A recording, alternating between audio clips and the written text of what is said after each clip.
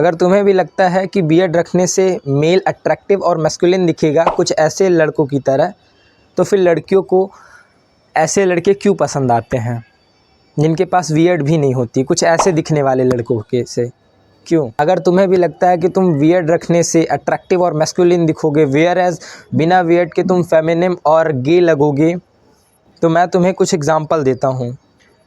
तुम्हारे स्क्रीन पे अभी 2 पिक्चर शो हो रही हैं, तुम बताओ इनमें से ज़्यादा मैस्कुलिन और अट्रैक्टिव कौन दिख रहा है? ऑफ कोर्स ए वाला। क्यों? पर इसके पास तो बियर्ड भी नहीं है, फिर भी ये तुम लोगों को मैस्कुलिन क्यों दिख रहा है? वेयर एज बी वाले ऑप्शन पे जो मैंने मेल को दिया है उसके पास तो बियर्ड भी है, पर वो फेमिनिन क्यों दिख रहा है? इससे एक कंक्लूज़न तो हमें मिल चुका है कि बियर्ड और मैस्कुलिनिटी से कोई रिश्ता नहीं है, ये दोनों इनका दूर दूर का रिश्ता है। मैस्कुलिन होना डिपेंड करता है तुम्हारे बिहेवियर से, कैसा तुम्हारा बिहेवियर है।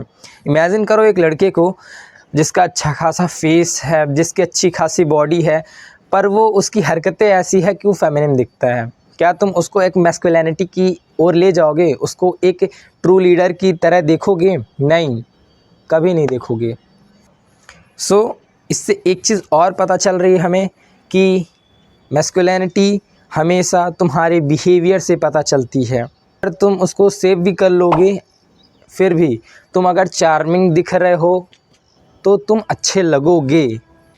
मन से एक चीज़ निकाल दो कि बियर्ड रखने से तुम अट्रैक्टिव और मैस्कुलिन दिखोगे।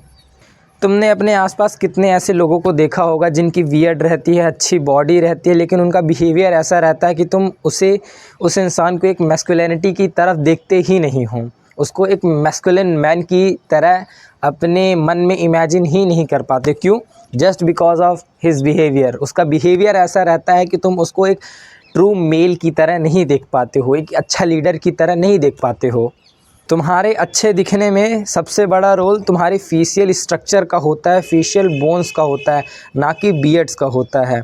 अगर तुम्हारे बियर्ड्स हैं देन तुम उसको रखो और उसको कैरी करो, वो मच बेटर रहेगा। पर अगर तुम्हारे बियर्ड नहीं आ रही है देन तुम अपने फेशियल स्ट्रक्चर, फेशियल बोन्स पे फोकस करो। फेशियल स्ट्रक्चर से मेरा मतलब था कि नोज़, आइज़, आईब्रो एक्सेट्रा जो भी तुम ले सकते हो फेशियल बोन्स, फेशियल स्ट्रक्चर पे, बोन्स पे, उन सब पे वर्क करो।